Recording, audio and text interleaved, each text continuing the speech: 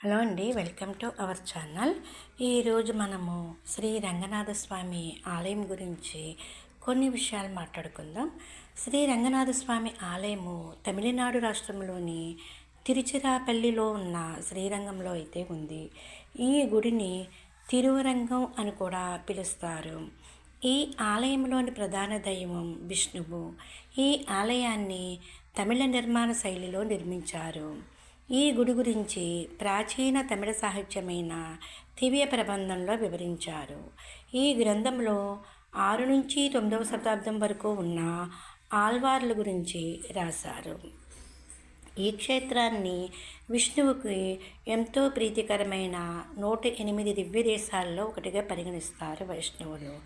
ఈ ఆలయంలో తెంకలై సంప్రదాయంలో పూజాధికాలు జరుగుతాయి. ఇక ఈ ఆలయంలో దేవతల గురించి చెప్పాలంటే, ఈ ఆలయంలో రంగనాథ స్వామి సన్నిధితో పాటు 53 ఉపసన్నిధులు కూడా ఉన్నాయి.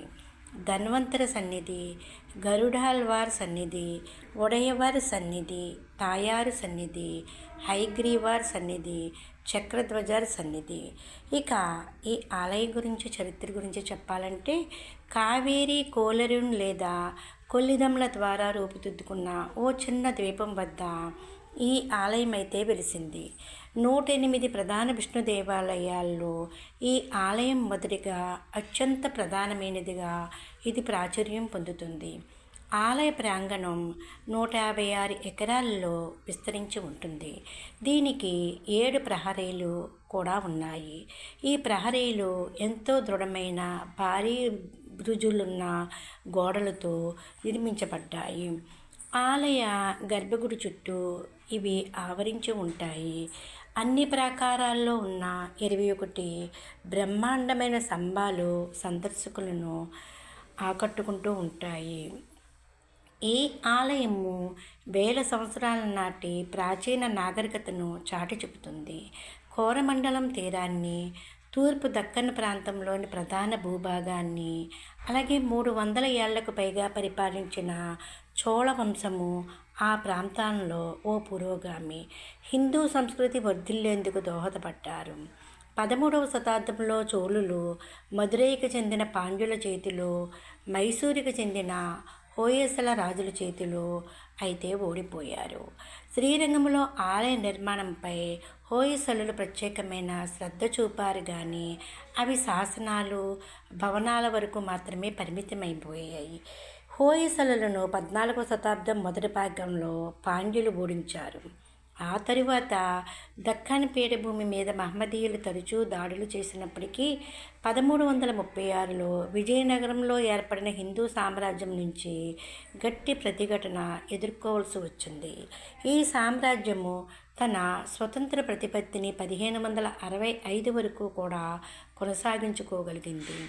అదే సమయంలో విదేశీ పర్యాటకులు, వ్యాపారులు ఈ మార్గాల్లోంచి ప్రయాణాలు సాగించారు. ఈ నేపథ్యంలోని 1600లో ఆంగ్లేయులు, ఈస్ట్ ఇండియా కంపెనీ, అలాగే 1664లో ఫ్రెంచ్ కంపెనీలు వెలిశాయి. ఔరంగజేబు రాజు 1658, 1707 పశ్చిమ దక్కన్ ప్రాంతంలో దండయాత్రకు బయలుదేరే క్రమంలో ఆక్రమణలు, అలాగే భారీ నష్టం, తరువాత బీజాపూర్, గోల్కొండ కోటలు అతని ఆధీనంలోకి అయితే వచ్చాయి. అతని మరణం వరకు ఈ దండయాత్రలు అయితే కొనసాగుతూనే ఉన్నాయి. ఇక ఈ ఆలయం ఉత్సవాల గురించి చెప్పాలంటే, ఆలయంలో పేరుకుపోయిన మలినాలను తొలగించడం కోసం జూన్, జూలై మాసంలో ఈ జ్యేష్ఠాభిషేకం అనే ఉత్సవం అయితే చేస్తారు. ఆ రోజున ఆలయ గర్భగుడిని శుభ్రపరిచి ఆలయంలో ప్రత్యేకంగా తయారు చేసిన మూలికా తైలాన్ని పెరియ పెరుమాళ్ళకు పోస్తారు. నాం పెరుమాళ్ళు అమ్మవార్ల బంగారు తొడుగులను స్వర్ణకారులు మెరుగుపడతారు.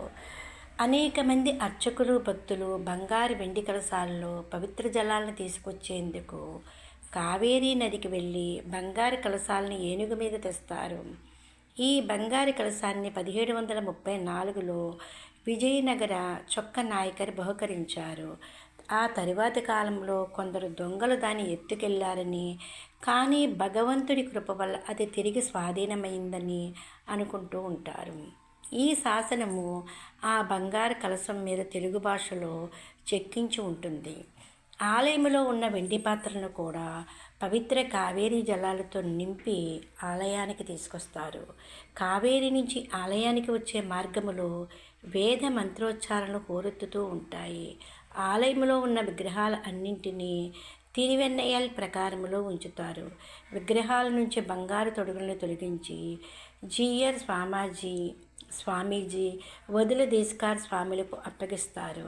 ఆ తరువాత తొడుగులకు స్వర్ణకారుడు మెరుగుపడతారు. భక్తులు పూజించుకున్న తర్వాత సాయంత్రం మళ్ళీ తిరిగి ఆ తొడుగుల్ని అలంకరిస్తారు.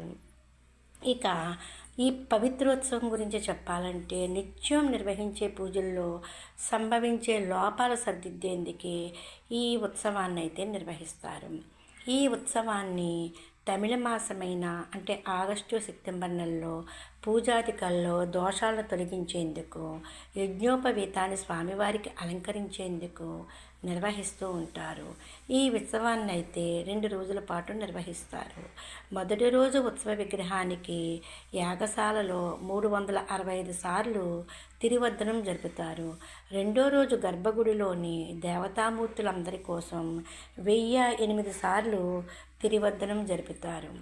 ఈ ఉత్సవ సమయంలో భక్తులందరూ కూడా పవిత్రమైన నూలు దారాల దండను దేవతామూర్తులకు అలంకరిస్తారు. ఇవ్వండి శ్రీ రంగనాథ స్వామి ఆలయం గురించి కొన్ని విషయాలు. Please like, share and subscribe.